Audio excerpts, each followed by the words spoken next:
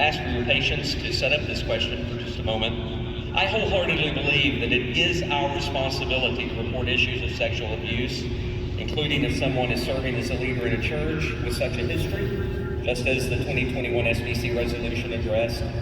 So when I became aware of a situation in March of this year, I knew I needed to contact the church, that they had a deacon serving who had a predatorial past. Because the pastor of that church was running for SBC office, I believed I might be charged with acting politically. So I contacted the consultant of this sex abuse task force to seek counsel. Your consultant chose to advise the task force of my actions, and the consultant wrote me saying, quote, "The task force chairman called and communicated that he had no concerns related to how you handled it and felt it was quite clear based on the plain facts," unquote. 24 hours after reporting, someone sent my wife's stolen rough draft that contained sensitive... Is this a question? Yes, it's going to be a question, and I beg your pardon, Mr. President, to be able to set this up for the question because these details are important for the task force for the question. Right. I promise you that. You may proceed. Thank you.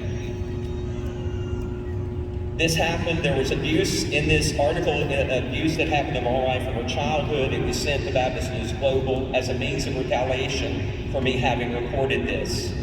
Gossip began to spread that I was acting politically.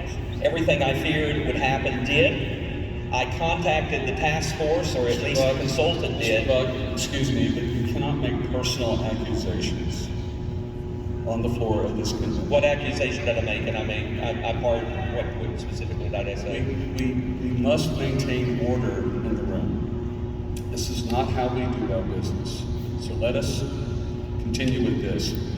Mr. Bucket, it appeared to me that you were making an accusation in your statement just previous to this. So if you can, specifically I said it was an accusation. I want to make sure I don't do that. Well, you made accusations about someone reporting this to a news organization and so forth. So if you would, move to your question, please. Well, that's not an accusation, Mr. President. That's actually reported by Baptist News Global. Okay. Could you move to your question, please? I am moving to my question. Thank you. Even if this current task force did not say something officially as brothers and sisters in Christ, there was nothing that was done to defend me or my wife for having reported this. So I don't come here today to seek an apology, but I come here with this question that I think is important for the messengers.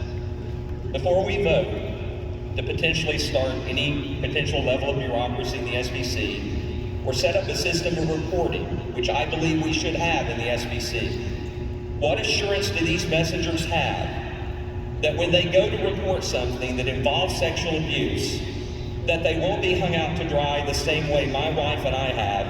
How can any survivor trust a recommendation from this task force that they will be protected from the future system after you have watched my wife suffer and her story as a survivor be weaponized? I think the messengers of this body need to have some assurance that what happened to us will not happen to someone else who reports in the future. Thank you.